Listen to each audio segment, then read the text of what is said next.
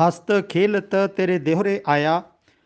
ਇਸ ਕਿਤਾਬ ਦੇ ਵਿੱਚੋਂ ਅਗਲਾ ਪੁਆਇੰਟ, ਅਗਲਾ ਵਿਅੰਗ ਤੁਹਾਡੇ ਸਾਹਮਣੇ ਰੱਖਣ ਲੱਗਿਆ ਹਾਂ। 1984 ਦੇ ਜੂਨ ਮਹੀਨੇ ਦੀ ਸ਼ੁਰੂ ਦੇ ਵਿੱਚ ਹੀ ਮੈਨੂੰ ਗ੍ਰਿਫਤਾਰ ਕਰ ਲਿਆ ਗਿਆ ਅਤੇ ਬਠਿੰਡਾ ਜੇਲ੍ਹ ਦੇ ਵਿੱਚ ਭੇਜ ਦਿੱਤਾ ਗਿਆ। ਇੱਥੇ ਮੈਂ ਨਾਮ ਬਦਲ ਕੇ ਤੁਹਾਡੇ ਨਾਲ ਗੱਲ ਸਾਂਝੀ ਕਰ ਰਿਹਾ।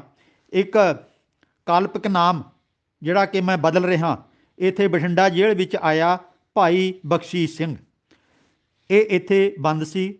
ਕੁਝ ਸਮਾਂ ਤਾਂ ਇਹ ਭਾਈ ਹੌਸਲੇ ਵਿੱਚ ਰਿਹਾ, ਪਰ 4-5 ਮਹੀਨਿਆਂ ਮਗਰੋਂ ਇਸ ਦਾ ਅੰਦਰਲਾ ਜੋ ਤਵਾਜ਼ਨ ਸੀ ਉਹ ਵਿਗੜ ਗਿਆ, ਹੱਲ ਗਿਆ ਅੰਦਰੋਂ ਪੂਰੀ ਤਰ੍ਹਾਂ। ਇਸ ਨੇ ਕਿਰਪਾਨ ਉਤਾਰ ਦਿੱਤੀ, ਕੜਾ ਉਤਾਰ ਦਿੱਤਾ। ਜਿਹੜਾ ਜੇਲ੍ਹ ਦੇ ਅੰਦਰ ਬਣਿਆ ਹੋਇਆ ਗੁਰਦੁਆਰਾ ਸੀ, ਜਿੱਥੇ ਕਿ ਅਸੀਂ ਅਕਸਰ ਕਦੀ ਸਵੇਰ ਨੂੰ ਕਦੀ ਸ਼ਾਮ ਨੂੰ ਮੱਥਾ ਟੇਕ ਕੇ ਮਨ ਨੂੰ ਤਸੱਲੀ ਦੇ ਲੈਂਦੇ ਸਾਂ, ਉਸ ਗੁਰਦੁਆਰੇ ਜਾਣਾ ਵੀ ਇਹਨੇ ਛੱਡ ਦਿੱਤਾ। ਸਾਨੂੰ ਵੱਡਾ ਭਾਰੀ ਸਦਮਾ ਤਦੋਂ ਪਹੁੰਚਿਆ ਜਦੋਂ ਇਹ ਜੇਲ੍ਹ ਅੰਦਰਲੇ ਮੰਦਿਰ ਵਿੱਚ ਜਾ ਕੇ ਮੱਥਾ ਟੇਕਣ ਲੱਗ ਪਿਆ। ਅਸੀਂ ਤਾਂ ਹੈਰਾਨ ਹੋ ਗਏ ਵੀ ਇਹ ਭਾਈ ਨੂੰ ਕੀ ਹੋ ਗਿਆ। ਮੱਥੇ ਵਿੱਚ ਉੱਥੇ ਪੁਜਾਰੀ ਤੋਂ ਟਿੱਕੇ ਵੀ ਲਗਵਾਉਣ ਲੱਗ ਪਿਆ। ਗੁਰੂ ਸਾਹਿਬ ਨੂੰ ਅਤੇ ਸਿੱਖਾਂ ਨੂੰ ਇਹ ਹਿੰਦੂ ਵੀ ਕਹਿਣ ਲੱਗ ਪਿਆ।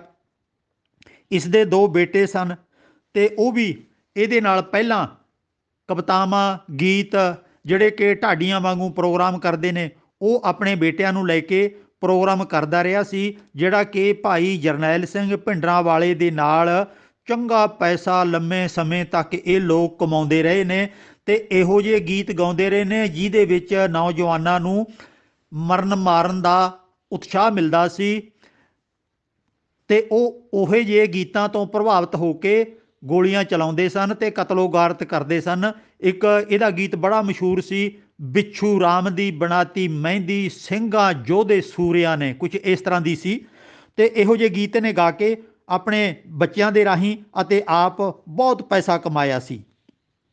ਆਮ ਤੌਰ 'ਤੇ ਇਸ ਦੇ ਬੇਟੇ ਜਿਹੜੇ ਕਿ ਹਰ ਵਕਤ ਨਾਲ ਹੀ ਰਹਿੰਦੇ ਸਨ।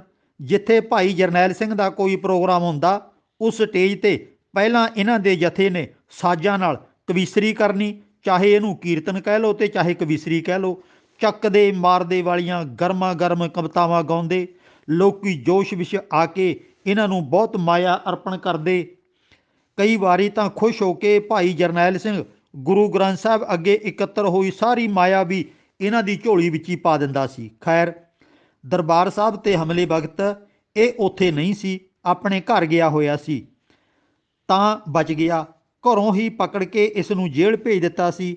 ਜਦੋਂ ਇਸ ਦੀ ਉਡੀਕ ਦੀਆਂ ਘੜੀਆਂ ਨਾ ਮੁੱਕੀਆਂ ਤਾਂ ਇਸ ਦੇ ਸਬਰ ਦਾ ਬੰਨ੍ਹ ਟੁੱਟ ਗਿਆ। ਪਹਿਲਾਂ ਇਹ ਜੇਲ੍ਹ ਵਿੱਚ ਆ ਕੇ ਮੰਦਿਰ ਵਿੱਚ ਦੇਵਤਿਆਂ ਮੂਰਤੀਆਂ ਦੀ ਪੂਜਾ ਕਰਨ ਲੱਗ ਪਿਆ। ਫਿਰ ਜੇਲ੍ਹ ਸੁਪਰਡੈਂਟ ਨੂੰ ਮਿਲ ਕੇ ਇਸ ਨੇ ਦੱਸਿਆ ਕਿ ਜਨਾਬ, ਮੈਂ ਸਿੱਖ ਧਰਮ ਤਿਆਗ ਦਿੱਤਾ ਹੈ, ਮੈਂ ਹਿੰਦੂ ਬਣ ਗਿਆ ਹਾਂ, ਮੈਨੂੰ ਹੁਣ ਤਾਂ ਜੇਲ੍ਹ 'ਚੋਂ ਛੱਡ ਦਿਓ, ਰਿਹਾ ਕਰ ਦਿਓ। ਪਰ ਰਿਹਾ ਕਰਨਾ ਜੇਲ੍ਹ ਅਫਸਰ ਦੇ ਬੱਸ ਵਿੱਚ ਨਹੀਂ ਸੀ। ਇਹਨਾਂ ਨੁਕਤਿਆਂ ਦਾ ਇਸ ਭਾਈ ਨੂੰ ਪਤਾ ਹੀ ਨਹੀਂ ਸੀ। ਜਦੋਂ ਇਸ ਚਾਲ ਵਿੱਚੋਂ ਇਹ ਫੇਲ ਹੋ ਗਿਆ, ਫਿਰ ਉਸਨੇ ਪਾਗਲ ਹੋਣ ਦਾ ਨਾਟਕ ਰਚਿਆ।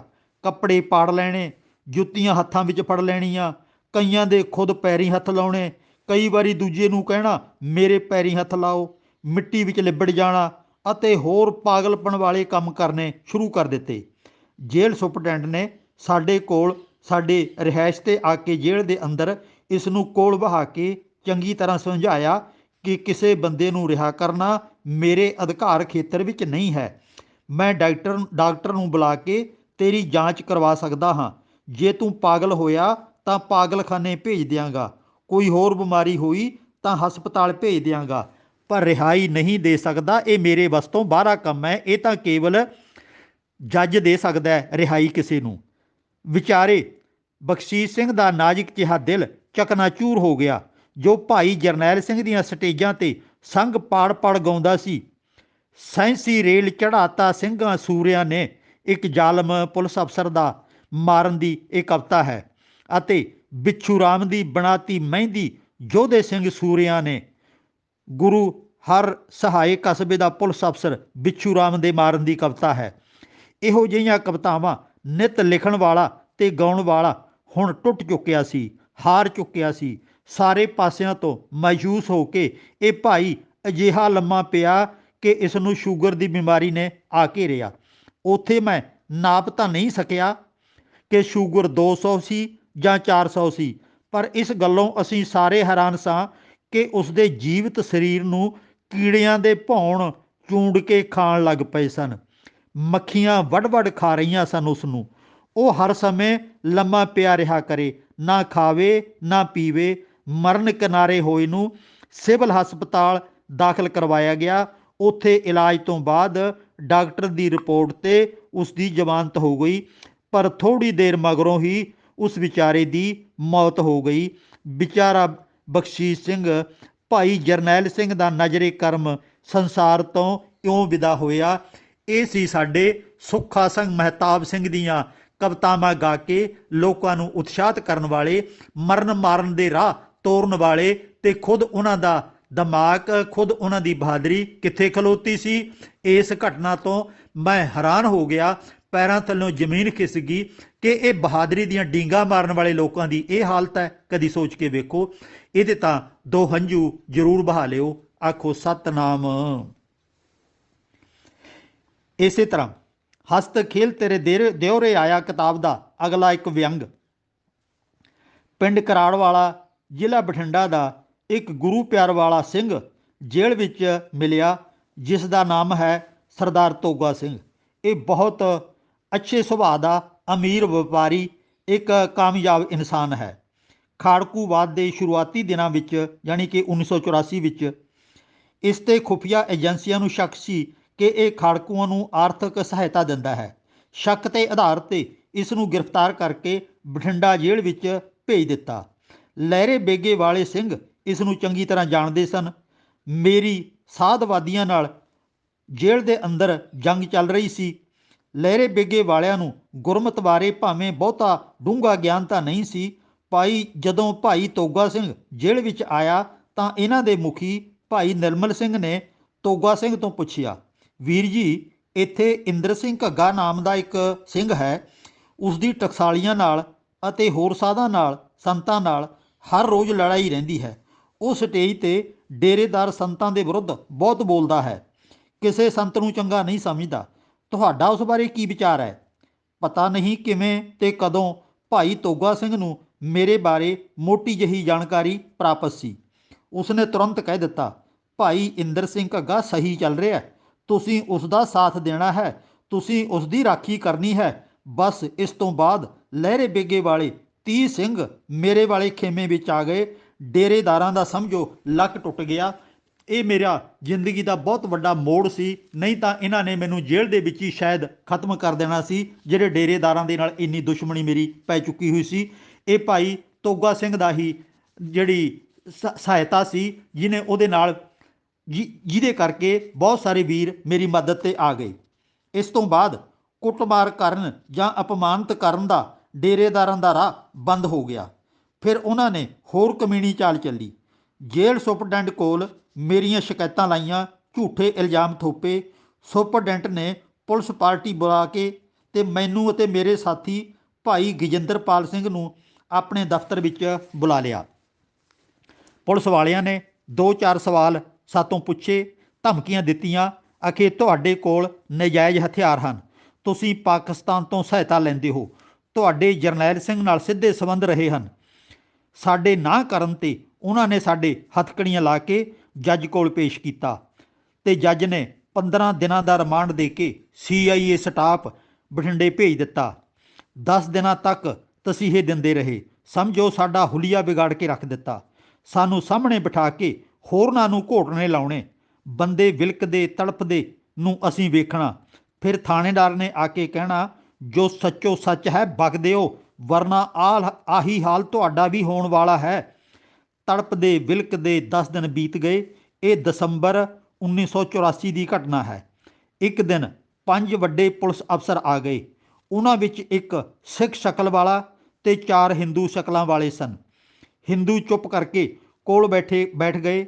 ਸਿੱਖ ਅਫਸਰ ਨੇ ਮੈਨੂੰ ਕੋਲ ਜ਼ਮੀਨ 'ਤੇ ਬਿਠਾ ਲਿਆ ਤੇ ਸਵਾਲ ਕਰਨੇ ਸ਼ੁਰੂ ਕੀਤੇ। ਉਸਨੇ ਸਵਾਲ ਕੀਤਾ, ਤੂੰ ਅੰਮ੍ਰਿਤ ਕਦੋਂ ਛਕਿਆ ਸੀ? ਮੈਂ ਜਵਾਬ ਦਿੱਤਾ, ਮੈਂ ਸੰਨ 1973 ਵਿੱਚ ਅੰਮ੍ਰਿਤ ਛਕਿਆ ਸੀ। ਸਵਾਲ, ਜਰਨੈਲ ਸਿੰਘ ਭਿੰਡਰਾਂਵਾਲੇ ਨੂੰ ਕਿੰਨੀ ਵਾਰ ਮਿਲਿਆ ਸੀ? ਜਵਾਬ, ਇੱਕ ਵਾਰ ਦਰਬਾਰ ਸਾਹਿਬ ਗਏ ਸੀ। ਉਸ ਤੋਂ ਬਾਅਦ ਉਸ ਸਮੇਂ ਮਾਰਚ 1984 ਸੀ। ਸਵਾਲ, AK-47 ਪਿਸਤੌਲ ਤੇ ਰੌਂਦ ਉਹਦੇ ਕੋਲੋਂ ਕਿੰਨੇ ਲਿਆਂਦੇ ਸੀ? ਮੇਰਾ ਜਵਾਬ ਸੀ, ਅਸੀਂ ਕੋਈ ਹਥਿਆਰ ਨਹੀਂ ਲਿਆਂਦਾ। ਉਸ ਦਾ ਸਵਾਲ, ਉਹਨਾਂ ਹਥਿਆਰਾਂ ਨਾਲ ਤੁਸੀਂ ਕਿੰਨੇ ਬੰਦੇ ਮਾਰੇ, ਕਿੰਨੀਆਂ ਬੈਂਕਾਂ ਲੁੱਟੀਆਂ? ਮੇਰਾ ਜਵਾਬ, ਨਾ ਮੈਂ ਹਥਿਆਰ ਲੈਂਦੇ, ਨਾ ਮੈਂ ਬੰਦੇ ਮਾਰੇ, ਨਾ ਮੈਂ ਬੈਂਕਾਂ ਲੁੱਟੀਆਂ। ਮੈਂ ਸਿਰਫ ਕਥਾ ਕਰਦਾ ਹਾਂ ਅਤੇ ਸਰਕਾਰੀ ਨੌਕਰੀ ਕਰਦਾ ਹਾਂ। ਉਸ ਦਾ ਸਵਾਲ, ਇਉਂ ਨਹੀਂ ਤੂੰ ਮੰਨਣਾ, ਸਾਨੂੰ ਤੀਜੇ ਦਰਜੇ ਵਾਲਾ ਤਰੀਕਾ ਵਰਤਣਾ ਪੈਣਾ ਹੈ। ਲਾਈਏ ਘੋਟਣਾ, ਲਟਕਾਈਏ ਪੁੱਠਾ, ਫਿਰ ਸਭ ਕੁਝ ਦੱਸੇਗਾ। ਇੱਕ ਕਲਰਕ ਨਾਲੋਂ ਨਾਲ ਜਿਹੜਾ ਲਿਖਦਾ ਜਾ ਰਿਹਾ ਸੀ, ਜੋ ਸਵਾਲ ਜਵਾਬ ਹੋ ਰਹੇ ਸਨ। ਮੈਂ ਜਵਾਬ ਦਿੱਤਾ, ਮੈਂ ਸਭ ਕੁਝ ਸੱਚੋ ਸੱਚ ਦੱਸਣਾ ਚਾਹੁੰਦਾ ਹਾਂ। ਕੀ ਤੁਸੀਂ ਸੱਚ ਸੁਣਨਾ ਚਾਹੋਗੇ? ਅਫਸਰ ਬੋਲਿਆ, ਹਾਂ ਹਾਂ ਦੱਸ, ਜੋ ਦੱਸਣਾ ਚਾਹੁੰਦਾ ਹੈ। ਇਹੀ ਸੱਚ ਪੁੱਛਣ ਵਾਸਤੇ ਤਾਂ ਅਸੀਂ ਇੰਨਿਆਂ ਨੇ ਇੱਥੇ ਤੇਰੇ ਕੋਲ ਆਏ ਹਾਂ ਤੇ ਟਾਈਮ ਕੱਢਿਆ। ਸਾਡਾ ਟਾਈਮ ਕਿਉਂ ਬਰਬਾਦ ਕਰਦਾ ਹੈ? ਛੇਤੀ ਦੱਸ ਜਿਹੜਾ ਦੱਸਣਾ ਹੈ। ਮੈਨੂੰ ਇਉਂ ਮਹਿਸੂਸ ਹੋ ਰਿਹਾ ਸੀ ਕਿ ਮੈਂ ਇੱਥੋਂ ਜਿਉਂਦਾ ਅੱਜ ਜੇਲ੍ਹ 'ਚੋਂ ਜਾਂ ਇਸ CIA ਗ੍ਰਿਫਤਾਰੀ 'ਚੋਂ ਜਿਉਂਦਾ ਨਹੀਂ ਜਾ ਸਕਾਂਗਾ। ਕਿਸੇ ਵੇਲੇ ਵੀ ਮੁਕਾਬਲਾ ਬਣਾ ਕੇ ਇਹ ਮੈਨੂੰ ਖਤਮ ਕਰ ਸਕਦੇ ਹਨ।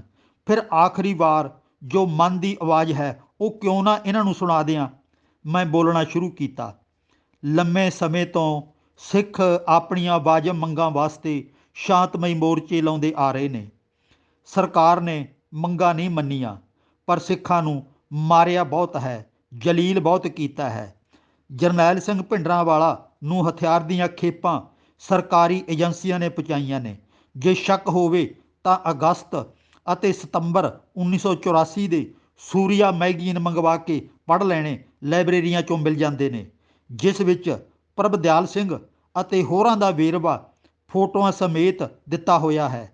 ਜੇ ਸਰਕਾਰ ਇਮਾਨਦਾਰ ਹੁੰਦੀ ਤਾਂ ਸ਼ੁਰੂ ਦੇ ਦਿਨਾਂ ਵਿੱਚ ਹੀ ਮਾਰਕਾਟ 'ਤੇ ਕਾਬੂ ਪਾ ਸਕਦੀ ਸੀ। ਭਾਈ ਜਰਨੈਲ ਸਿੰਘ ਜੇ ਕਸੂਰਵਾਰ ਸੀ ਤਾਂ ਉਸ ਨੂੰ ਗ੍ਰਿਫਤਾਰ ਕੀਤਾ ਜਾ ਸਕਦਾ ਸੀ। ਅਫਸੋਸ ਕਿ ਅਜਿਹਾ ਨਹੀਂ ਕੀਤਾ ਗਿਆ। ਗੁਰਪੁਰਬ ਵਾਲੇ ਦਿਨ ਦਰਬਾਰ ਸਾਹਿਬ 'ਤੇ ਫੌਜਾਂ ਚਾੜ੍ਹ ਦਿੱਤੀਆਂ ਗਈਆਂ। ਅਣਗਿਣਤ ਬੱਚੇ, ਬੁੱਢੇ ਤੇ ਔਰਤਾਂ ਨੂੰ ਬੇਰਹਿਮੀ ਨਾਲ ਕਤਲ ਕੀਤਾ ਗਿਆ। ਇਸ ਪਾਪ ਕਰਨ ਵਾਲੇ ਫੌਜੀ ਅਫਸਰਾਂ ਨੂੰ ਰਾਸ਼ਟਰਪਤੀ ਨੇ ਮੈਡਲ ਦੇ ਕੇ ਸਨਮਾਨਿਤ ਕੀਤਾ। ਫਿਰ 31 ਅਕਤੂਬਰ ਤੋਂ 4 ਨਵੰਬਰ 1984 ਤੱਕ ਇੰਦਰਾ ਗਾਂਧੀ ਦੇ ਮਰਨ 'ਤੇ ਸਿੱਖਾਂ ਨੂੰ ਕੋਹ ਕੇ ਮਾਰਿਆ ਗਿਆ। ਕੀ ਤੁਸੀਂ ਨਹੀਂ ਪੜ੍ਹਿਆ ਸੁਣਿਆ? ਦਿੱਲੀ ਵਿੱਚ ਕਾਂਗਰਸੀ ਸਿੱਖ ਵੀ ਮਾਰੇ, ਨਿਰੰਕਾਰੀ ਸਿੱਖ ਵੀ ਮਾਰੇ ਜਿਨ੍ਹਾਂ ਦੀ ਸ਼ਕਲ ਸਿੱਖਾਂ ਵਰਗੀ ਸੀ। ਰਾਧਾ ਸੁਆਮੀ ਵੀ ਮਾਰੇ ਜਿਨ੍ਹਾਂ ਦੀ ਸਿੱਖਾਂ ਵਰਗੀ ਸ਼ਕਲ ਸੀ। ਕਾਤਲਾਂ ਨੇ ਸਿੱਖ ਸ਼ਕਲਾਂ ਵਾਲੇ ਸਭ ਮਾਰ ਦਿੱਤੇ, ਭਾਵੇਂ ਸਰਕਾਰ ਦੇ ਹਮਾਇਤੀ ਹੀ ਸਨ। ਅਣਗਿਣਤ ਬੇਕਸੂਰ ਸਿੱਖ ਜੇਲ੍ਹਾਂ ਵਿੱਚ ਬੰਦ ਹਨ, ਪਰਿਵਾਰ ਉਜੜ ਰਹੇ ਹਨ। ਜੋ ਰੋਲ ਗੰਗੂ ਅਤੇ ਚੰਦੂ ਨੇ ਅਦਾ ਕੀਤਾ ਸੀ, ਤੁਹਾਡੇ ਵਰਗੇ ਸਿੱਖ ਅਫਸਰ ਉਹੀ ਰੋਲ ਅਦਾ ਕਰ ਰਹੇ ਹਨ। ਰਹਿੰਦੀ ਦੁਨੀਆ ਤੱਕ ਜਿਵੇਂ ਗੰਗੂ ਅਤੇ ਚੰਦੂ ਜਾਂ ਸੁੱਚਾ ਨੰਦ ਦੇ ਸਿਰ ਵਿੱਚ ਸੁਆਹ ਪੈਂਦੀ ਆ ਰਹੀ ਹੈ, ਤੁਹਾਡੇ ਵੀ ਇਸੇ ਤਰ੍ਹਾਂ ਮੂੰਹ ਕਾਲੇ ਹੋਣਗੇ। ਆਹ ਹਿੰਦੂ ਅਫਸਰ ਚੁੱਪਚਾਪ ਤੁਹਾਡੇ ਕੋਲ ਬੈਠੇ ਨੇ, ਤੁਹਾਨੂੰ ਅੱਗੇ ਕੀਤਾ ਹੋਇਆ ਹੈ। ਤੁਸੀਂ ਇਹਨਾਂ ਦੇ ਹੱਥ ਠੋਕੇ ਬਣ ਕੇ ਆਪਣਿਆਂ 'ਤੇ ਹੀ ਜ਼ੁਲਮ ਕਰ ਰਹੇ ਹੋ। ਯਾਦ ਰੱਖਣਾ ਸਰਦਾਰ ਜੀ, ਜਦੋਂ ਇਹਨਾਂ ਨੇ ਤੁਹਾਡੇ ਤੋਂ ਆਪਣਾ ਕੰਮ ਕਰਵਾ ਲਿਆ, ਇਹ ਛੱਡਣਗੇ ਤੁਹਾਨੂੰ ਵੀ ਨਹੀਂ। ਇਹ ਚੰਗੀ ਤਰ੍ਹਾਂ ਜਾਣਦੇ ਹਨ ਕਿ ਜੋ ਆਪਣਿਆਂ ਦਾ ਨਾ ਹੋਇਆ ਉਹ ਸਾਡਾ ਕਿਵੇਂ ਹੋਵੇਗਾ, ਜੋ ਆਪਣਿਆਂ ਦਾ ਨਹੀਂ ਹੋਇਆ ਉਹ ਸਾਡਾ ਕਿਵੇਂ ਹੋ ਸਕੇਗਾ। ਤੁਹਾਨੂੰ ਸਿੱਖ ਅਫਸਰਾਂ ਨੂੰ ਵਰਤਿਆ ਜਾ ਰਿਹਾ ਹੈ। ਕੌਮ ਘਾਤ ਨਾ ਕਰੋ, ਸੰਭਲ ਜਾਓ। ਹੁਣ ਮੈਂ ਅਸਲੀਅਤ ਬਿਆਨ ਕਰ ਚੁੱਕਿਆ ਹਾਂ। ਮੈਨੂੰ ਗੋਲੀ ਮਾਰਨੀ ਚਾਹੁੰਦੇ ਹੋ ਜਾਂ ਕਿਸੇ ਨਹਿਰ ਵਿੱਚ ਸੁੱਟਣਾ ਚਾਹੁੰਦੇ ਹੋ, ਮੈਂ ਤਿਆਰ ਹਾਂ, ਮਾਰ ਦਿਓ। ਇਸ ਸਮੇਂ ਦੌਰਾਨ ਚਾਰੇ ਹਿੰਦੂ ਅਫਸਰ ਉੱਠ ਕੇ ਚਲੇ ਗਏ ਸਨ। ਪੈਨ ਕਾਪੀ ਲੈ ਕੇ ਬੈਠੇ। ਮੁਨਸ਼ੀ ਨੇ ਪੁੱਛਿਆ, ਸਰ ਬਿਆਨ ਵਿੱਚ ਕੀ ਲਿਖਾਂ? ਪੁਲਿਸ ਅਫਸਰ ਜਿਹੜਾ ਮੈਨੂੰ ਸਵਾਲ ਕਰ ਰਿਹਾ ਸੀ, ਉਹ ਝੁੰਝਲਾ ਕੇ ਬੋਲਿਆ, ਬਸ ਬਹੁਤ ਹੋ ਗਿਆ, ਕੁਝ ਨਹੀਂ ਲਿਖਣਾ, ਇਸ ਨੂੰ ਬੰਦ ਕਰ ਦੇ ਕਾਪੀ ਨੂੰ ਇੱਥੇ ਹੀ। ਥੋੜ੍ਹੀ ਦੇਰ ਮਗਰੋਂ ਮੇਰੇ ਕੋਲ ਭਾਈ ਜਸਵਿੰਦਰ ਸਿੰਘ ਭੈਣੀ ਬਾਘੇਵਾਲਾ ਆਇਆ। ਉਸਨੇ ਮੈਨੂੰ ਪਿਆਰ ਕਲਾਵੇ ਵਿੱਚ ਲਿਆ ਤੇ ਭੁੱਬਾਂ ਮਾਰ ਕੇ ਰੋ ਪਿਆ। ਉਸਨੇ ਹੁਬਕੀ ਰੋਂਦੇ ਹੋਏ ਨੇ ਨਾਲ ਹੀ ਦੱਸਿਆ, ਵੀਰ ਇੰਦਰ ਸਿੰਘ, SSPP ਉੱਧਰ ਬੈਠਾ ਹੰਝੂ ਬਹਾ ਰਿਹਾ ਹੈ। ਜਿਸ ਬੇਬਾਕੀ ਨਾਲ ਤੂੰ ਸਿੱਖ ਪੰਥ ਦਾ ਦੁਖੜਾ ਪੇਸ਼ ਕੀਤਾ ਹੈ ਉਸ ਦੇ ਸਾਹਮਣੇ, ਉਸ ਨੂੰ ਸੁਣ ਕੇ ਕੋਈ ਅੱਖ ਨਮ ਹੋਏ ਬਿਨਾਂ ਨਹੀਂ ਰਹਿ ਸਕਦੀ। ਹੁਣ ਤੂੰ ਬਚ ਗਿਆ ਹੈ, ਹੁਣ ਤੇਰੀ ਜਾਨ ਸਲਾਮਤ ਰਹਿ ਗਈ ਹੈ। ਆ ਤੇਰਾ ਸਾਥੀ ਪੀ, ਵਰਨਾ ਇਹਨਾਂ ਨੇ ਅੱਜ ਤੁਹਾਨੂੰ ਮਾਰ ਮੁਕਾਉਣ ਦੀ ਪੂਰੀ ਤਿਆਰੀ ਕਰ ਲਈ ਸੀ। ਇੱਥੇ ਇਹ ਦੱਸਣਾ ਜ਼ਰੂਰੀ ਹੈ ਕਿ ਭਾਈ ਜਸਵਿੰਦਰ ਭੈਣੀ ਬਾਘੇ ਵਾਲਾ ਉੱਥੇ ਹੀ ਪੁਲਿਸ ਵਿੱਚ ਸਿਪਾਹੀ ਸੀ, ਜਿਸ ਨੂੰ ਮਗਰੋਂ ਖਾੜਕੂਆਂ ਨਾਲ ਸੰਬੰਧਾਂ ਦਾ ਇਲਜ਼ਾਮ ਲਾ ਕੇ ਨੌਕਰੀ ਤੋਂ ਮੁਅੱਤਲ ਕਰ ਦਿੱਤਾ ਸੀ।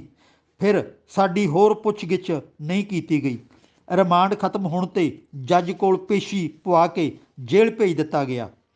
ਜੇਲ੍ਹ ਪੁੱਜਿਆਂ ਨੂੰ ਸਾਨੂੰ ਹਫ਼ਤਾ ਕੁ ਹੋਇਆ ਸੀ ਤਾਂ ਪਤਾ ਲੱਗਿਆ ਜਿਸ ਪੁਲਿਸ ਇੰਸਪੈਕਟਰ ਨੇ ਸਾਡੇ 'ਤੇ ਦੁਬਾਰਾ ਕੇਸ ਬਣਾਏ ਸਨ, CIA ਸਟਾਫ ਵਿੱਚ ਤਸੀਹੇ ਦਿੱਤੇ ਸਨ, ਉਸ ਪਾਪੀ ਨੂੰ ਕਿਸੇ ਖਾੜਕੂ ਗਰੁੱਪ ਨੇ ਕਤਲ ਕਰ ਦਿੱਤਾ ਸੀ। ਇਹ ਇਤਫਾਕੀਆ ਘਟਨਾ ਸੀ। ਮੇਰਾ ਇਸ ਕੇਸ ਨਾਲ ਸਿੱਧਾ ਕੋਈ ਸੰਬੰਧ ਨਹੀਂ ਸੀ, ਪਰ ਪੁਲਿਸ ਵਾਲਿਆਂ ਵਿੱਚ ਬਹੁਤ ਦਹਿਸ਼ਤ ਪੈ ਗਈ। ਉੱਧਰ ਮੇਰੀ ਬੇਬਾਕੀ ਦੀਆਂ ਗੱਲਾਂ ਅਤੇ ਇੰਸਪੈਕਟਰ ਦੀ ਮੌਤ ਕਾਰਨ ਜੇਲ੍ਹ ਦੇ ਵਿੱਚ ਬੰਦ ਬੈਠੇ ਸਾਧ ਲਾਣੇ ਦੀ ਵੀ ਬੋਲਤੀ ਬੰਦ ਹੋ ਗਈ। ਉਸ ਤੋਂ ਮਗਰੋਂ ਜਿੰਨਾ ਸਮਾਂ ਮੈਂ ਜੇਲ੍ਹ ਵਿੱਚ ਰਿਹਾ, ਕਿਸੇ ਨੇ ਮੇਰੇ ਤੇ ਵਧੀਕੀ ਨਾ ਕੀਤੀ, ਸਗੋਂ ਕਈ ਸਾਰੇ ਭਰਾ ਡੇਰੇਦਾਰਾਂ ਵੱਲੋਂ ਹਟ ਕੇ ਮੇਰੇ ਵਾਲੇ ਖੇਮੇ ਵਿੱਚ ਆ ਗਏ। ਬਸ ਬਾਰ-ਬਾਰ ਗੁਰੂ ਨਾਨਕ ਸੱਚੇ ਪਾਤਸ਼ਾਹ ਦਾ ਧੰਨਵਾਦ ਹੀ ਮੈਂ ਕਰ ਸਕਦਾ ਹਾਂ। ਮੇਰੇ ਕੋਲੇ ਤਾਂ ਕੁਝ ਵੀ ਨਹੀਂ ਸੀ ਕਿ ਮੈਂ ਕਿਸੇ ਦਾ ਏਡੇ ਵੱਡੀ ਸ਼ਕਤੀ ਦਾ ਮੁਕਾਬਲਾ ਕਰ ਸਕਾਂ। ਇਹ ਟੁੱਟੇ ਫੁੱਟੇ ਸ਼ਬਦ ਮੈਂ ਇਹੋ ਹੀ ਮਹਿਸੂਸ ਕਰ ਸਕਦਾ ਕਿ ਬਾਬਾ ਨਾਨਕ ਜੀ ਨੇ ਕਿਰਪਾ ਕਰਕੇ ਹੀ ਮੈਤੋਂ ਅਖਵਾ ਲਏ, ਅਤੇ ਤਾਂ ਸ਼ਾਇਦ ਮੇਰੀ ਉੱਥੋਂ ਜਾਨ ਬਚ ਗਈ, ਅਤੇ ਤਾਂ ਇੰਨੇ ਭਰਾ ਮੇਰੇ ਹਮੈਤੀ ਬਣ ਗਏ। ਨਹੀਂ ਤਾਂ ਮੈਨੂੰ ਦਸੰਬਰ 1984 ਦੇ ਵਿੱਚ ਵੀ ਪੂਰਾ ਯਕੀਨ ਸੀ ਕਿ ਹੁਣ ਮੈਨੂੰ ਇਹ ਖਤਮ ਕਰ ਦੇਣਗੇ। ਆਖੋ ਸਤਨਾਮ।